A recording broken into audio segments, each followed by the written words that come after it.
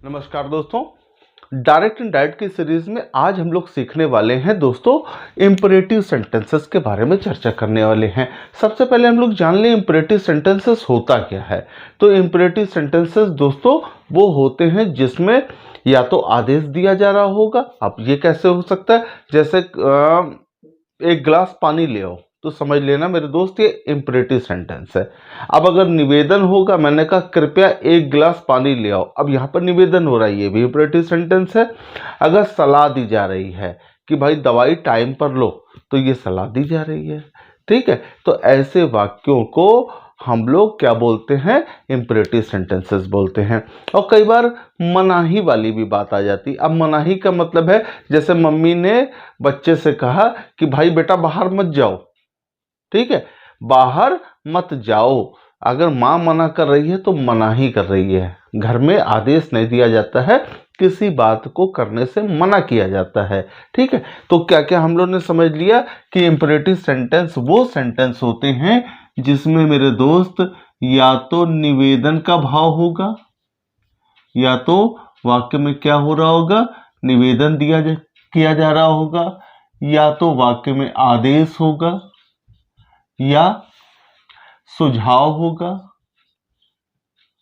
ये क्या होगा, सुझाव होगा। या मेरे दोस्त क्या करा जा रहा होगा, मनाही करी जा रही होगी। किसी काम की क्या करी जा रही होगी, मनाही की जा रही होगी। यहाँ तक उम्मीद करें आपको बात समझ आ गई है। अब हम लोग आगे सेंटेंसेस को देखते हैं और फिर समझते हैं कि आखिर इन वाक्यों का हम लोगों को इनडायरेक्ट कैसे बनाना है, जो आपकी आगामी परीक्षाओं में पूछा जाएगा। आओ एक सेंटेंस लेते हैं। अब आप समझो इस सेंटेंस में किस चीज का भाव दिखाई दे रहा है। उसने अपने नौकर से कहा, तो नौकर को तो मेरे दोस्त आदेश देगा ना, तो इसका मतलब है आदेश का भाव दिखाई दे रहा है। ठीक है, अगर यहाँ पर प्लीज लिखा होता तो फिर निवेदन हो जाता। ये सेंटेंस पढ़कर ही समझ आएगा, बस आपको थोड़ी सी जहमत ये उठानी है कि एक बार सेंटेंस को पढ़ कर देख लेना कि आखिर किस भाव पे दिखाई दे रहा है, निवेदन है कि आदेश है कि सुझाव है कि किसी काम की मनाही करी जा रही है। तो दोस्त मेरे आपको करना क्या है, जब भी ऐसा सेंटेंस आ जाए, अच्छा एग्जाम में अगर आपको ना भी समझ आए, ना समझ आए, है ना, कि भाई बिल्कुल समझ ही नहीं आ रहा है, बिल्कुल दिमाग काम नहीं कर रहा है, तो याद रखना ये जो कॉमा इन्वर्टेड कॉमा से जो बंद सेंटेंस है, ठीक है भाई, जो कॉमा इन्वर्टेड कॉमा से बंद सेंटेंस है, इसमें देख लेना कहीं सब्जेक्ट तो नहीं है। सब्जेक्ट का मतलब हुआ, सब्जेक्ट होता है, फिर एक हेल्पिंग वर्ब होती है, ऐसा कुछ हमको दिखाई नहीं दे रहा है ना, तो इसका मतलब समझ लेना, बिल्कुल दिमाग में बैठा लेना कि ये सेंटेंस हमारा किस चीज का है, इंपरेटिव सेंटेंस का है। मैंने क्या एक आपको ट्रिक बताई कि कॉमा इन्वर्टेड कॉमा से जो भी आपका वाक्य बंद है, वो अगर सब्जेक्ट नहीं है तो तुरंत दिमाग लगा लेना कि ये कैसा हमारा सेंटेंस है, ये इंपरेटिव सेंटेंस है। अब ये कैसे पहचाना जाए कि आदेश दे रहा है कि क्या दे रहा है, इसमें थोड़ा सा पढ़ने की कोशिश, थोड़ा सा ये पढ़ने की कोशिश करो। He said to his servant, उसने अपना नौकर, है ना, यहाँ समझ आ रहा है हमको नौकर की बात करी जा रही है और कहने वाला, है ना, तो इसका मतलब हुआ कि जहां पर नौकर से बातचीत हो रही, तो इसका मतलब दिमाग लगा लेना कि आदेश दिया जा रहा है, अगर बिल्कुल आपको ना समझ आ रहा हो तो। ठीक है, अब हमको करना क्या है कि किन किन चीजों पर हमको बदलाव कर देना है। बड़ा आसान काम है मेरे दोस्त। यहाँ पे देख लेना कि यहाँ पर ये जो है ना हमारा, ये सेड टू, चाहे वाक्य में सेड टू लिखा हो या सेड लिखा हो, कोई फर्क नहीं पड़ता है। ठीक है, इनको आपको बदलना है।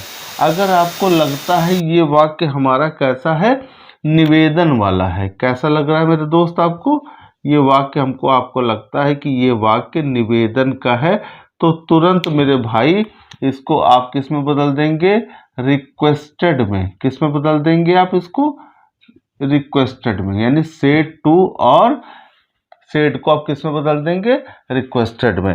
अगर आपको लगता है कि ये वाक्य हमारा आदेश का है, किसका लगता है? आदेश का है। तो आप इसको किस में बदल देंगे? ऑर्डर्ड में बदल देंगे। किस में बदल देंगे भाई? इसको आप ऑर्डर्ड में बदल देंगे, ठीक है। और अगर आपको लगता है ये वाक्य हमारा सुझाव का है, ठीक है भाई, तो सुझाव का है तो आप इसको किस में बदल दोगे मेरे भाई? सुझाव के लिए आप एडवाइज्ड में बदल देंगे। किस में बदल देंगे? एडवाइज्ड में,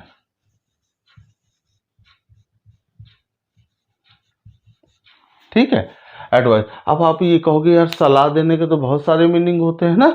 बिल्कुल, हर चीज का मतलब होता है। देखो, अगर कोई सलाह बिना मांगे दी जा रही है, आपने सलाह मांगी नहीं है लेकिन देने वाले दे रहे हैं आपको, तो उसको एडवाइज्ड में गिना जाएगा, ठीक है।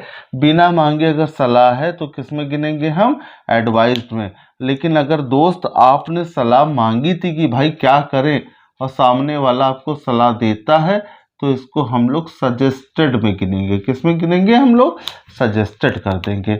अच्छा, दूसरी बात, जो डॉक्टर की सलाह होती है उसको मेरे दोस्त प्रेस्क्राइब्ड कहा जाता है। क्या बोलते हैं उसको हम लोग? प्रेस्क्राइब्ड बोलते हैं, ठीक। एक बात फिर समझा देते हैं आपको कि अगर बिना मांगे कोई सलाह दे रहा है आपको, अगर कोई बिना मांगे आपको सलाह देता है, समझे ये बात? अगर कोई बिना मांगे आपको सलाह दे रहा है तो इसका मतलब हम एडवाइज कर देंगे। जैसे मेरे दोस्त ने कहा, है ना, अगर मैं एक सेंटेंस लूं कि मेरे दोस्त ने कहा कि पढ़ना चाहिए। अब यहां पर बिना मांगे सलाह हो रही है, तो इसका मतलब मेरे दोस्त क्या, यहां पर हम एडवाइज्ड शब्द का प्रयोग करेंगे। अब सपोज मेरे घर में चोरी हो गई और बगल वाले ने मुझको सलाह दी कि आपको पुलिस में जाना चाहिए। हम मैंने उससे पूछा भाई मुझे इस वक्त क्या करना चाहिए, उसने कहा आपको पुलिस स्टेशन जाना चाहिए। तो इसका मतलब मैंने सलाह मांगी थी ना, तो जब वो सलाह मांगी थी तो उसने दी, इसका मतलब सजेस्टेड शब्द का प्रयोग करना चाहिए। यहाँ तक बात समझ आ गई। अब डॉक्टर ने कहा कि आपको दवा समय पर लेनी है, तो भाई मेरे हमको किसका इस्तेमाल करना चाहिए? प्रेस्क्राइब्ड शब्द का इस्तेमाल करना चाहिए। यहाँ तो कोई दिक्कत आ गई? नहीं आनी चाहिए ना।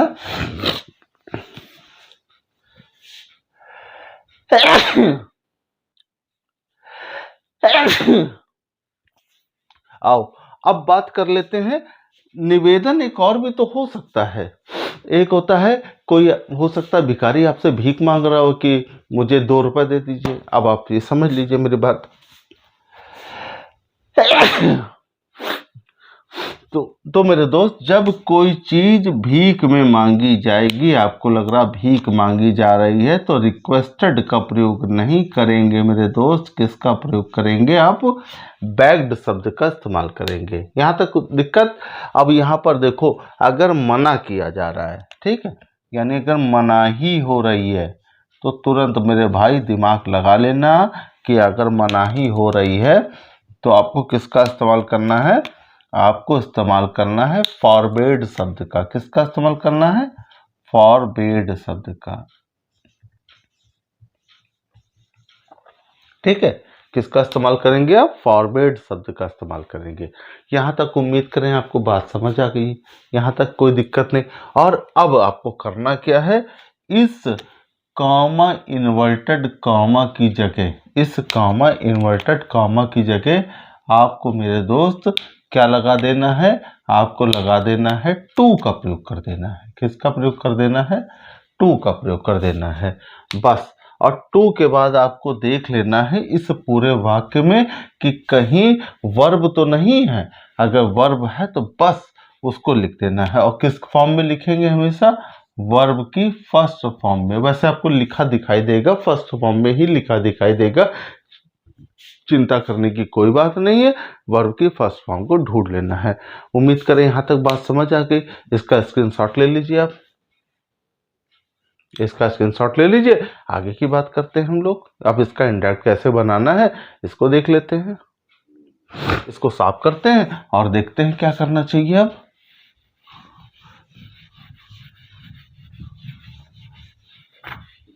इसका यही बना देते हैं, इसका हम लोग इनडायरेक्ट यही बना देते हैं, ठीक है भाई।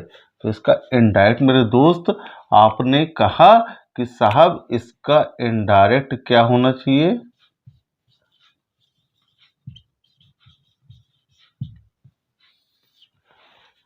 ही सेड टू हिज सर्वेंट।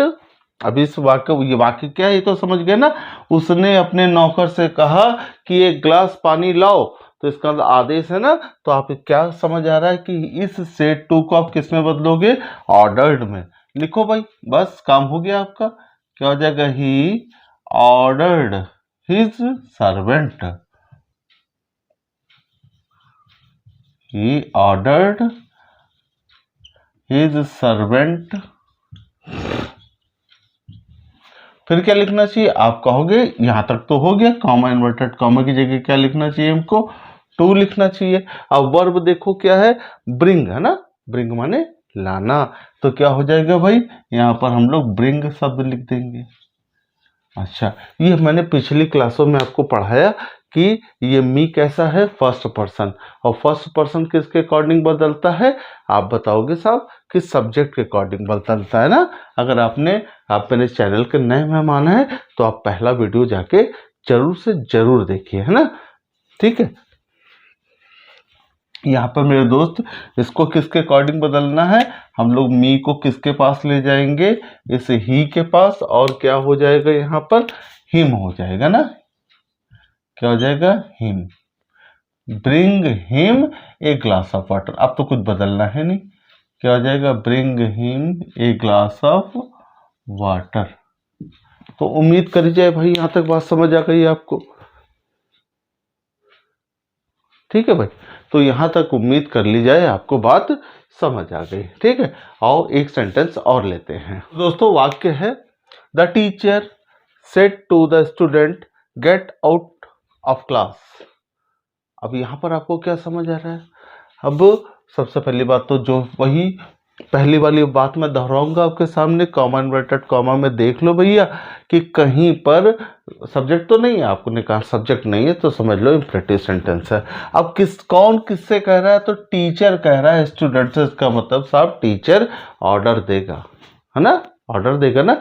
यहाँ पे जब भी मतलब यहाँ पे एक प्यार भरी बात होती है तो समझाना हो सकता है, लेकिन यहाँ पर कह रहा है कि भाई क्लास से बाहर निकल जाओ, तो इसका मतलब है ऑर्डर, है ना।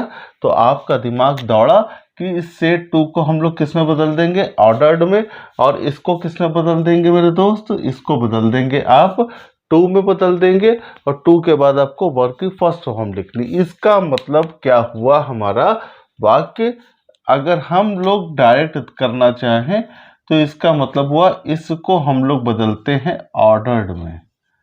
यहां तक उम्मीद करें बात समझ आ गई। क्या हो जाएगा, the teacher ordered the student. अब इसको किस में बदलना है, आप कहोगे साहब इसको टू में बदलना है, ये टू लिख लिया। अब आप टू के बाद कहोगे साहब हमको तो वर्ब की फर्स्ट फॉर्म देखनी थी, तो इसके बाद देखो वर्ब की फर्स्ट फॉर्म दिखाई दे रही है, पूरा का पूरा यूं ही उतार देना है, गेट आउट ऑफ क्लास, कुछ बदलने की जरूरत नहीं है। और ये बन गया इसका indirect, the teacher ordered the student to get out of class. यहां तक उम्मीद करें समझ आ गई। और तीसरा सेंटेंस देखते हैं, तो उम्मीद करें यहां तक बात समझ आ गई। कह रहा है, mother said to her son don't go to see the circus. इस वाक्य में माँ अपने बच्चे से कह रही है ना। अब यहाँ पर डोंट लगते ही समझ लेना कि मना किया जा रहा है ना। माँ अपने बच्चों को किसी काम को करने से मना कर रही है। फिलहाल जिनको समझना चाहें तो आप समझो क्या मना कर रही है। Mother said to her son, माँ ने अपने पुत्र से कहा, don't go to see the circus, यानी सर्कस देखने मत जाओ।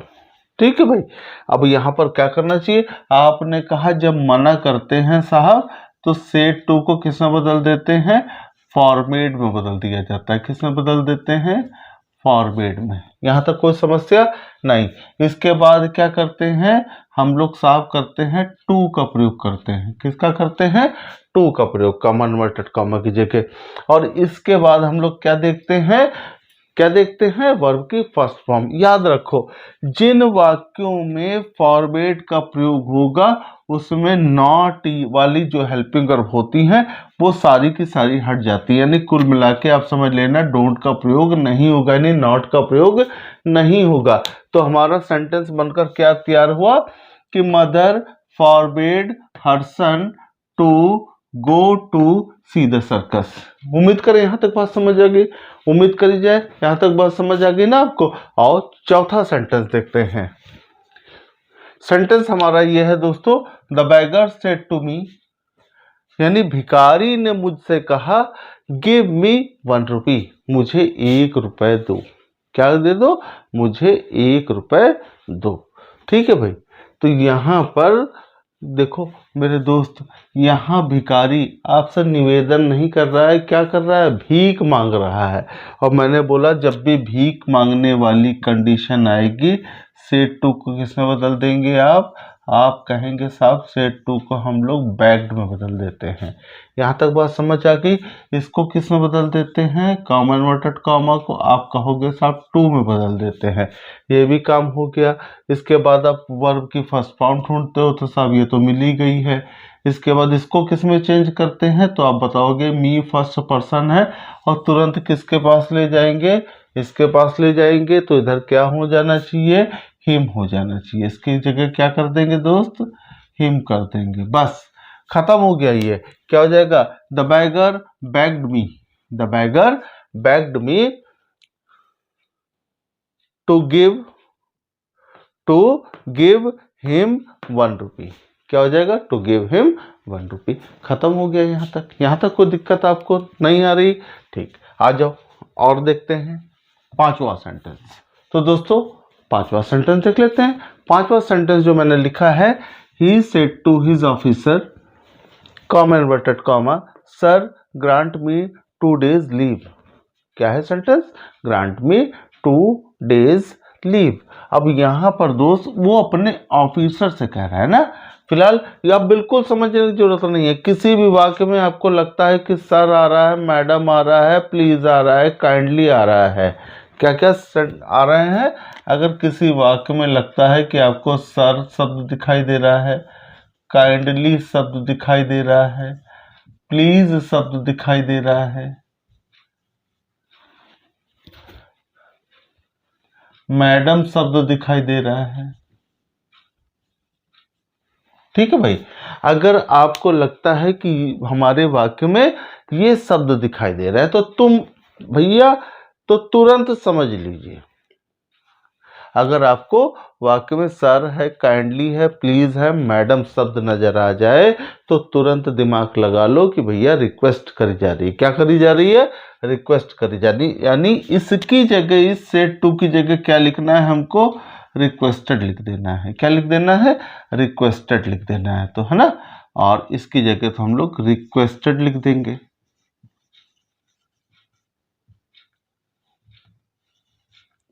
क्या करना है भाई? रिक्वेस्टेड।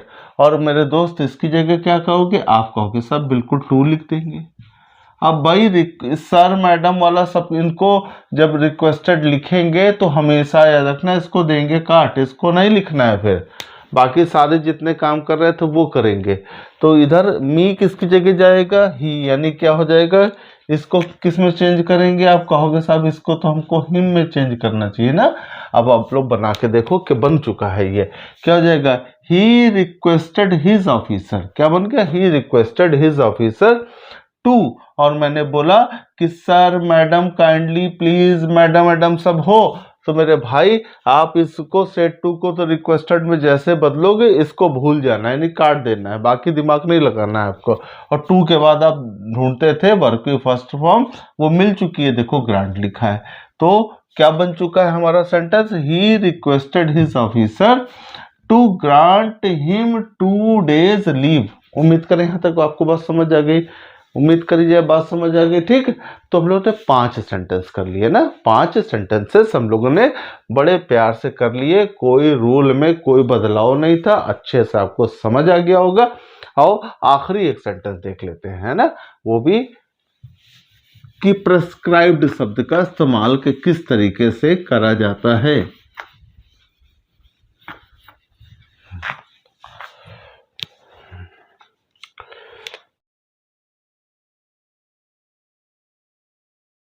तो दोस्तों जो मैंने छठा सेंटेंस लिया है, वो छठा सेंटेंस क्या है? देखो, कह रहा है the doctor said to her take these medicines in the morning. तो भाई डॉक्टर कह रहा है ये दवाइयां सुबह लो। तो इसका मतलब जब भी डॉक्टर की बात आ जाएगी तो डॉक्टर की सलाह, मैंने क्या बताया, क्या होती है डॉक्टर की सलाह, तो दोस्तों वो प्रेस्क्राइब्ड में गिनी जाती है ना, तो उसे बोला जाता है प्रेस्क्राइब्ड करना, प्रिस्क्रिप्शन बोलते हैं ना। तो यहाँ पर आप कहोगे साहब इसको तो तुरंत हम डॉक्टर जी वाली बात थी, तो इसको हम लोग किस में बदल देंगे, प्रेस्क्राइब्ड में बदल देंगे। किस में बदल देंगे, प्रेस्क्राइब्ड में। यहाँ तक उम्मीद करें बात समझ आ गई। और इसको आपने कहा साहब कॉमा, इन्वर्टेड कॉमा को हम लोग किस में बदल देंगे, टू में बदल देंगे। किस में बदल देंगे, टू में बदल देंगे। और बाकी हम लोग क्या ढूंढते थे, आपने कहा टू के बाद तुम लोग वर्ब की फर्स्ट फॉर्म ढूंढते थे, तो टू के बाद देखो वर्ब की फर्स्ट फॉर्म ये हो गई टेक मान लेना। बाकी कुछ बदलने लायक है नहीं, कुछ प्रोनाउन वगैरह तो नहीं दिखाई दे रहा, मी हिज, है ना, ये नहीं दिखाई दे रहा। तो यानी काम खत्म हो चुका है, बन गया। क्या हो जाएगा, द डॉक्टर प्रेस्क्राइब्ड हर। क्या हो जाएगा, the doctor prescribed her to take these medicines in the morning. और ये हमारा इंपरेटिव सेंटेंस का ये पोर्शन खत्म हुआ। उम्मीद करें आज का वीडियो आपको पसंद आया होगा। अगर पसंद आया है तो लाइक करें, अगर चैनल के नए मेहमान हैं तो दोस्तों सब्सक्राइब करना ना भूलें, ताकि मेरा जो भी आने वाला लेटेस्ट वीडियो होगा उसका नोटिफिकेशन आप तक आसानी से पहुंच जाए। और शेयर करना ना भूलिए, अपने उन दोस्तों को शेयर करना बिल्कुल ना भूलिए जिनको ज़रूरत है। तब तक के लिए दोस्तों नमस्कार।